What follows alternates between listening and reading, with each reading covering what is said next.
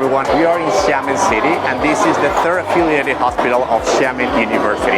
As you can see, there are a lot of people all around. This is kind of a very crowded space, and behind me there are a lot of people registering, waiting for their turn to be a consultation with a doctor. And we're learning today what is the process of the evolution of the medical services here in China. And this is something we've seen in several cities in China. Today in this hospital we are learning a little bit about what is going to be this evolution of these services.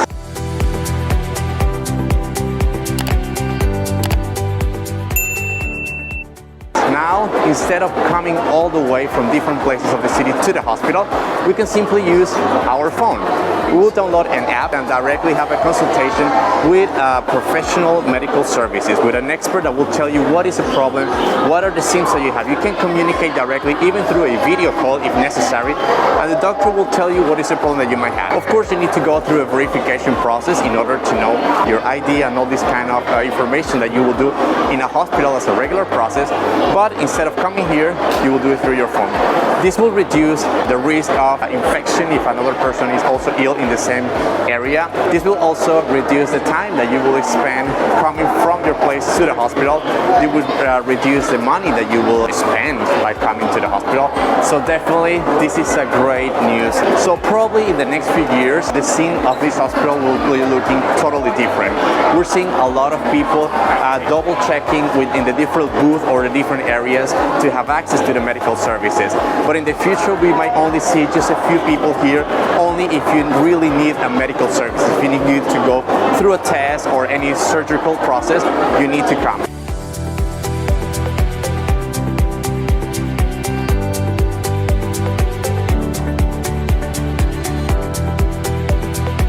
As you can see, there's a lot of people behind me. This is kind of look like a very crowded hospital. I consider this is the direction we're going through. Migrate to these online services. Of course, when you need to do a test or when you need to do a more in-depth verification of your health status, you definitely need to come here.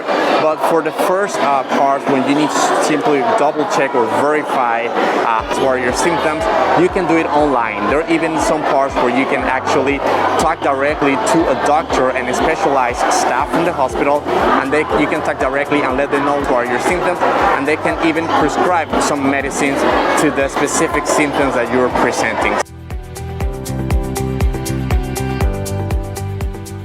See behind me, there is a huge amount of people, and you saw it before in the main lobby of the hospital.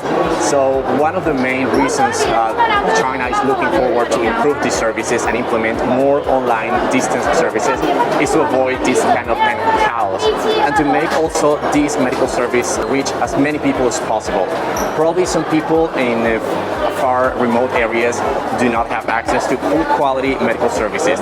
Through the use of online services and this application I was talking about, that is going to be possible to reach more people and to make these people have access to good quality medical services.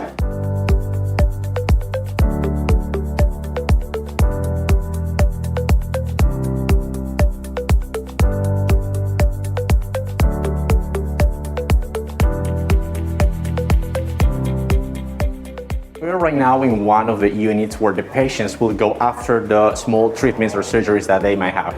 You can see here all the equipment is good quality. They come with the latest technology, all the equipment that they might need for keep double checking after the treatments. You can see here this monitor and all the cables and all the equipment that they might need to the doctor follow up and the nurses follow up the evolution of the patient. And you can see it's very bright, very spacious, very nice and good looking. Even the view is very nice. You have a lot of access to natural light to improve the speed of the recovering of the patient. You have a chair that can be converted into a small little bed for the family of the patient if they want to spend some time. You have some chairs here, you have a TV.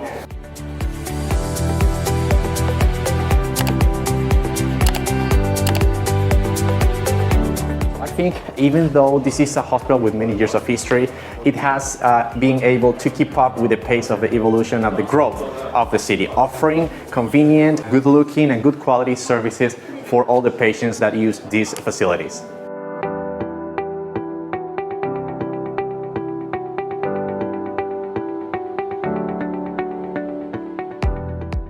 And we are right now in one of the hallways of these medical centers. You can see it looks very new, very modern, very clean, very spacious. And the shape of this building it was designed in order to locate all the different rooms in the outer space of the buildings to guarantee natural light access to the rooms.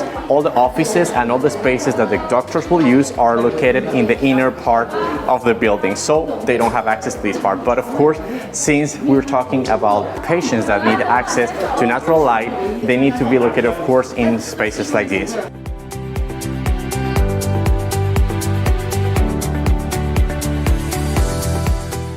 You can see all the decorations and some paintings in the room have been made by the medical staff of this center.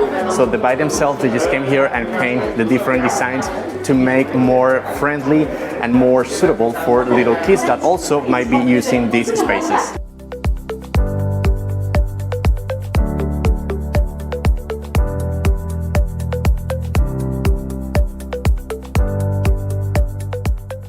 就是我们这个病房像一共有48张床，但是我们收治的可能一天内会收治超过48个病人，因为就是有待于我们刚刚说的上午住院，下午就出院了啊这样的病人，所以我们可以让一张床一天可以多次的利用起来，就是成人跟儿童都有收治，对，所以我们会有不同风格的这个墙绘，我们会有专门小朋友的墙绘，很可爱，你可以去看一下，就是小朋友看完之后就没有这么害怕，没有那么紧张，然后后面会有成人的这种墙绘，让他们感觉会更加舒适一点。这边的我们这个病房的定义特别明确，我们就是延期最多不超过48个小时。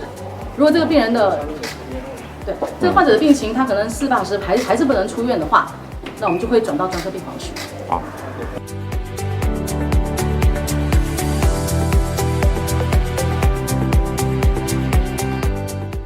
Folks, I'm gonna be wandering around nice and beautiful places here in China and documenting about it. I will also be Instagramming my day-to-day and my trips in this awesome country. Feel free to follow me and leave your comments and impressions over there about life in China. I will leave the link to my account in the description down below.